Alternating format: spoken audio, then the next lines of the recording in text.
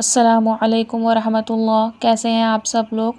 अल्लाह ताला से दुआ है अल्लाह ताला आप लोगों को ईमान और आफ़ियत की बेहतरीन हालत में रखे। आमीन सुम्मा आमीन। तो मैं आज आप लोगों के लिए न्यू रूल लेकर आई हूँ नून साकिन और तनवीन के क़वाइद का। ये थोड़ी सी है ना डिटेल में होता है ये नून साकिन और तनवीन के क़वाइद, क्योंकि इसके 4 क़वाइद होते हैं। तो हम 1 बाय 1 करके देखेंगे इंशाअल्लाह ताला। कोशिश करूँगी आसान तरीक़े से बता सकूँ ताकि आप लोगों को समझ आए। ठीक है, चलें स्टार्ट करते हैं। बिस्मिल्लाहिर्रहमानिर्रहीम। रब्बिशरह ली सदरी वयस्सिर ली अमरी वहलुल उक़दतम मिन लिसानी यफ़क़हू क़ौली रब्बी ज़िदनी इल्मा। चलें देखें, सबसे पहले हम देखते हैं नून साकिन और तनवीन। ये मैंने आपको पिछली वीडियोस में बता दिया था, फिर भी एक रिव्यू दे देती हूँ। किसी भी वर्ड पर साकिन जब होता है, जज़म बना हुआ रहता है किसी भी वर्ड पर, तो वो वर्ड साकिन कहलाता है। तो देखें, नून पर जज़म बना हुआ है तो ये नून साकिन है। और तनवीन मतलब 2 ज़बर 2 ज़ेर 2 पेश, किसी भी लफ्ज़ पर 2 ज़बर 2 ज़ेर 2 पेश होंगे तो वो तनवीन। ठीक है, नून साकिन और तनवीन के क़वाइद देखते हैं हम कितने होते हैं। ठीक है, चलें। नून साकिन और तनवीन के 4 क़वाइद होते हैं। क़ायदे की जमा है क़वाइद। नून साकिन और तनवीन के 4 क़ायदे होते हैं। देखते हैं। सबसे 1 इख़्फ़ा, नंबर 2 इज़हार, नंबर 3 इदग़ाम, नंबर 4 इख़लाब। ठीक है, ये 1 बाय 1 मैं आप लोगों को बताऊंगी इसके मायने भी क्या होते हैं और इसका क्या रूल होता है। आज मैं सबसे पहले आप लोगों को बताने जो लगी हूँ वो टॉपिक है इज़हार। इज़हार के बारे में बताऊंगी कि नून साकिन और तनवीन में इज़हार कैसे होता है। ठीक है, और इसके मायने भी आप लोगों को बताती हूँ। इंशाअल्लाह ताला कोशिश करूँगी आसान तरीक़े से बताऊँ ताकि आपको समझ आए।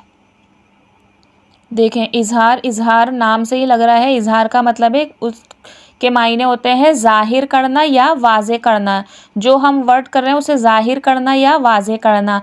नून साकिन तनवीन का क़ायदा किस लफ्ज़ों में आता है तो इज़हार का क़ायदा लगता है हुर्फ़ हल्क़ी। जब वर्ड्स आते हैं तो इज़हार का क़ायदा लग जाता है, तो इसे नाम हम दे देते हैं इज़हार हल्क़ी। ठीक है, आगे देखते हैं। नून साकिन यानी कि नून पर जो जज़म बना हुआ है, नून साकिन और तनवीन के बाद, तनवीन मतलब 2 ज़बर 2 ज़ेर 2 पेश। ये नून मैंने वर्ड बना दिया है, इसमें सिर्फ नून नहीं, तनवीन 2 ज़बर 2 ज़ेर 2 पेश कोई से भी वर्ड पर आ जाए तनवीन। नून साकिन और तनवीन के बाद हुर्फ़ हल्क़ी में से जब कोई लफ्ज़ आ जाएगा। अब हुर्फ़ हल्क़ी आप लोगों को पता होना चाहिए 6 होते हैं। हमज़ा, हा, आइन, हा, गैन, ख़ौ। ये मैंने बहुत सी वीडियोस में आपको बताया है। ठीक है, नून साकिन और तनवीन 2 ज़बर 2 ज़ेर 2 पेश के बाद जब हुर्फ़ हल्क़ी में से कोई लफ्ज़ आ जाएगा तो वहाँ पर हम गुन्ना नहीं करेंगे। मैंने पिछली वीडियो में बताया था ना तनवीन में गुन्ना होगा, और ये भी बताया था कि तनवीन में गुन्ना कब नहीं होगा। अब नून साकिन और तनवीन के क़ायदे में भी यही है। नून साकिन और तनवीन के बाद जब हुर्फ़ हल्क़ी में से कोई लफ्ज़ आ जाएगा, कोई भी लफ्ज़ आ जाए इन 6 लफ्ज़ में से, तो हम उस वर्ड को इज़हार करेंगे। तो ये नून साकिन और तनवीन का क़ायदा इज़हार वाला कहलाता है। ठीक है, अब मैं आप लोगों को मिसाल से बताती हूँ। नून साकिन यानी कि नून पर जज़म।